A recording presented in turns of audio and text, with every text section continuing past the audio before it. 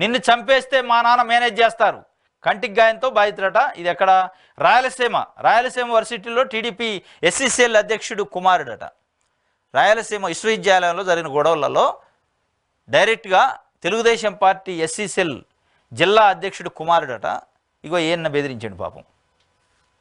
బెదిరించి ఇష్టం వచ్చినట్టు కొట్టి నిన్ను చంపినా కానీ దిక్కు లేదు, చంపితే మా నాన్న తెలుగుదేశం పార్టీకి సంబంధించిన ఎస్సీసీఎల్ అధ్యక్షుడు ఎస్పీ నుంచి సిఐ దాకా ఎస్ఐ దాకా మేనేజ్ చేస్తాడు.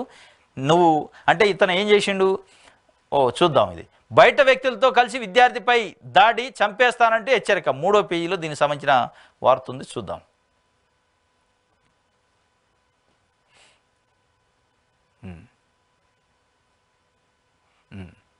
తెలుగుదేశం నాయకుడు కుమారుడు రాయలసీమ విశ్వవిద్యాలయంలో బయోటెక్నాలజీ పీజీ సీనియర్ విద్యార్థి రాంప్రకాష్.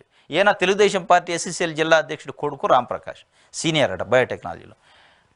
సోమవారం వీరంగం చేసిండట. తన జూనియర్ విద్యార్థి జి సురేష్ బాబును బయట నుంచి వచ్చిన స్నేహితులతో కలిసి దూషిస్తూ తీవ్రంగా కొట్టాడు.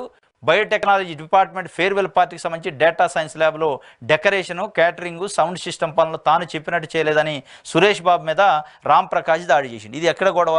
బయోటెక్నాలజీలో ఈ సురేష్ బాబు జూనియరు, ఆ రాంప్రకాష్ సీనియరు. ఆ రాంప్రకాష్ తెలుగుదేశం పార్టీ నాయకుడు కొడుకు. వాళ్ళ ఫేర్వెల్ పార్టీలో జరిగే డెకరేషన్ ఆఫ్ ఫుడ్ ఐటమ్స్, అదే డీజే గీజే సౌండ్స్, దాంట్లో ఏదో వాళ్ళిద్దరి మధ్య ఘర్షణ వచ్చి ఇష్టం వచ్చినట్టు కొట్టిండట. కొడితే ఇతను పోయి కంప్లైంట్ ఇవ్వడానికి పోయింది పోలీస్ స్టేషన్కి.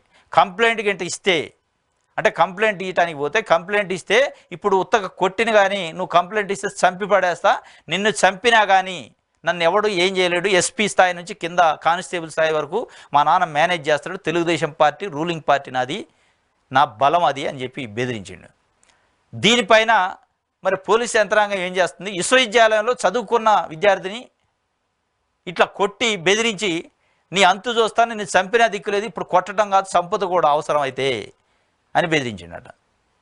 నువ్వు పోలీస్ స్టేషన్లో కేసు గిట్లా పెడితే నిన్ను చంపేస్తా, చంపిన తర్వాత నాకు మా నాన్న మేనేజ్ చేస్తారని చెప్పిండట. ఇది జరుగుతుంది. మరి ఈ దాడులపైన, ఇట్లాంటి వ్యవహారాలపైన అటు పవన్ కళ్యాణ్ గారు కానీ ఇటు చంద్రబాబు నాయుడు గారు కానీ స్పందించితే బాగుంటుంది. మరి వాళ్ళు స్పందిస్తారా? దీన్ని వెనకేసుకొస్తారా? తెలుగుదేశం పార్టీ ఎస్సీసీఎల్ నాయకుడు కాబట్టి లేదు రాంప్రకాష్ తప్పు చేయలేదు, కొట్టాల్సిందే, కొట్టడమే కరెక్టు, అసలు కొట్టడం కాదు చంపడం కరెక్టు వాడు అన్నట్టు అని చెప్పే ప్రయత్నం ఏమైనా చేస్తారా? ఇది